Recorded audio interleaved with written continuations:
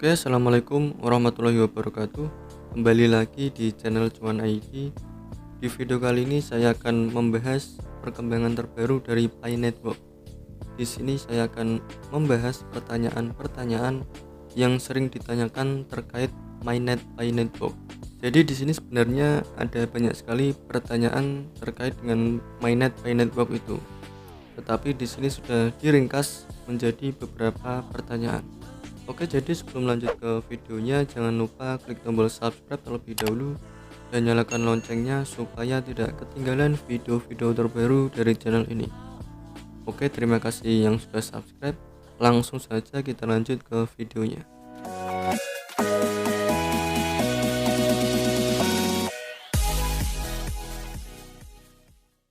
Oke, jadi di sini sudah ada sebuah pesan yang saya simpan.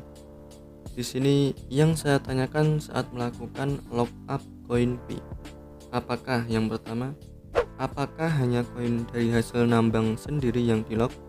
Di sini jika kita lihat di bawahnya, di sini jawabannya ya.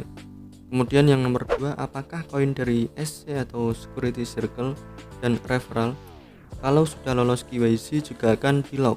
Jadi jika kita lihat di bawahnya, di sini jawabannya tidak. Oke, jadi di sini kita bahas terlebih dahulu dua nomor ini. Jadi sebenarnya di sini jawabannya kurang tepat. Kenapa saya bisa bilang begitu? Oke, langsung saja kita bahas di aplikasinya. Oke, jadi di sini saya sudah berada di aplikasi Pi Network. Di sini saya berada di menu mainnet. Jadi untuk terkait koin yang di lock, apakah itu dari hasil nambang kita sendiri atau juga dari Security Circle dan juga tim referral kita. Jadi penjelasannya seperti ini. Koin yang nantinya akan di lock itu yaitu koin yang sudah masuk di menu transferable balance to mainnet ini. Nah, jumlah yang tertera di menu transferable balance to mainnet ini bisa dari hasil nambang kita sendiri, kemudian bisa dari tim referral kita dan juga lingkaran keamanan kita ketika mereka sudah melakukan KYC. Jadi jika tadi mengatakan bahwa yang di lock itu adalah hasil nambang kita sendiri, jawabannya kurang tepat. Tapi jawaban yang tepat di sini hasil nambang kita sendiri dan juga hasil dari referral dan lingkaran keamanan yang sudah melakukan KYC. Nah, koin yang ada di menu transferable balance to mainnet ini nanti akan dibagi dua lagi. Nanti akan masuk ke wallet balance dan juga lockup balance. Jadi nanti pembagiannya seperti yang kalian setting.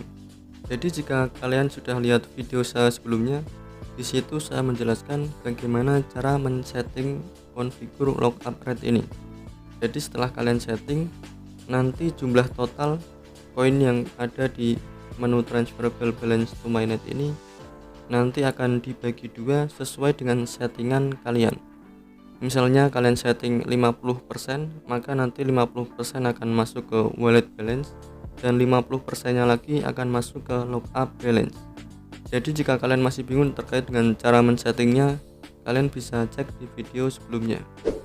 Oke, jadi langsung kita lanjutkan ke pertanyaan nomor 3, apakah lockup dan duration bisa dirubah setelah mainnet? Kemudian nomor 4, apakah lockup dan duration bisa diperpanjang setelah selesai masa lockup yang pertama? Jadi ini pertanyaannya hampir sama dan di sini jawabannya ya. Jadi di sini jawabannya sudah benar. Nantinya kita bisa merubah settingan kita kapan saja. Dan ketika masa lockup itu sudah selesai, kita bisa memperpanjangnya lagi. Atau dalam kata lain kita bisa melakukan lockup lagi. Jadi dari mana saya tahu hal itu? Jadi di sini jika kalian lihat di aplikasinya, di sini sudah dijelaskan bahwa settingan yang kita buat ini bisa diubah-ubah sebelum mainnet maupun setelah mainnet. Kemudian untuk lockup ini bisa kalian perpanjang atau setelah masa lockupnya habis kalian bisa lockup ulang sesuai dengan settingan yang kalian buat. Jadi seperti itu penjelasannya. Kemudian di sini kita lanjutkan pertanyaan selanjutnya. Nomor 5, apakah saat proses lockup tetap harus membuka atau nambang pakai HP atau harus on terus aplikasinya? Jadi jika kita lihat di bawahnya, di sini jawabannya tidak. Jadi untuk poin nomor 5 ini penjelasannya ketika kita melakukan lockup, di situ berarti poin yang kita sudah setting di situ akan terlockup oleh sistem, dan di situ nantinya kita akan mendapatkan lockup reward. Jadi selama masa lockup ini, misalkan kita setting 2 minggu ataupun berapapun, kita tidak harus membuka nambang pakai HP ataupun harus on terus, karena kita cukup melakukan lockup saja, kita biarkan, maka di situ setiap hari atau sesuai dengan ketentuan sistemnya kita akan mendapatkan lockup reward. Oke, langsung kita lanjutkan ke pertanyaan selanjutnya. Di sini poin nomor 6. Apakah kalau centangnya dihilangkan berarti akan tidak ikut staking? Apa ada pengaruhnya? Oke, jadi jika kita lihat penjelasan di bawahnya, di sini jawabannya tidak ada pengaruh. Oke, jadi untuk poin nomor 6, ketika kita matikan centangnya berarti nantinya koin yang kita punya akan masuk ke wallet semua. Jadi tidak ada yang di lock up sama sekali.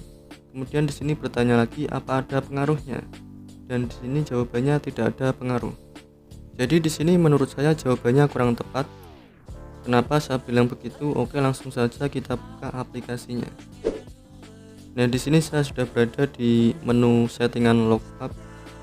Nah, di sini ketika saya matikan centangnya, nah di sini langsung muncul notifikasi no lockup reward. Jadi ketika kita matikan centangnya, pengaruhnya ya ini, kita tidak akan mendapatkan lockup reward. Kemudian apakah ada pengaruhnya lagi?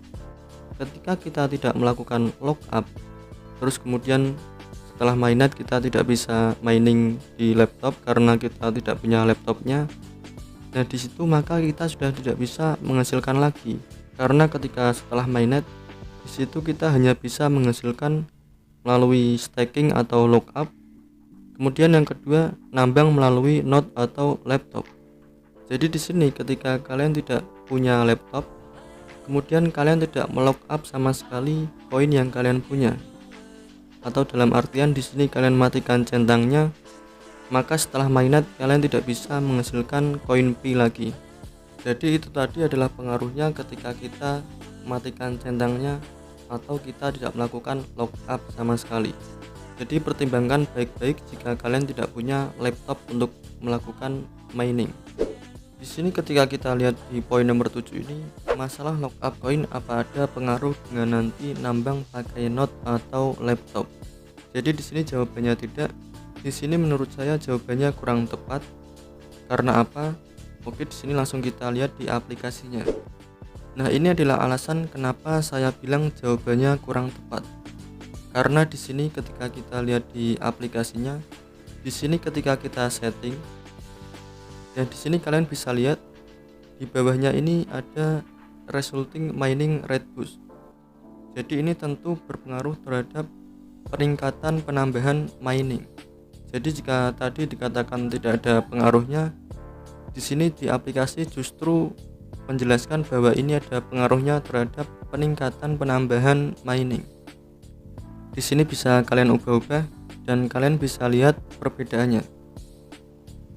Jadi ini tentu ada pengaruhnya terhadap penambahan hasil dari nambang. Oke, jadi itu saja pembahasan di video kali ini. Jika mungkin ada pertanyaan, kalian bisa komen di bawah. Dan sebelum saya akhiri video kali ini, jangan lupa klik tombol subscribe dan nyalakan loncengnya supaya tidak ketinggalan video-video terbaru dari channel ini. Oke, terima kasih yang sudah subscribe. Saya akhiri video kali ini. Seperti biasanya, salam cuan, terima kasih.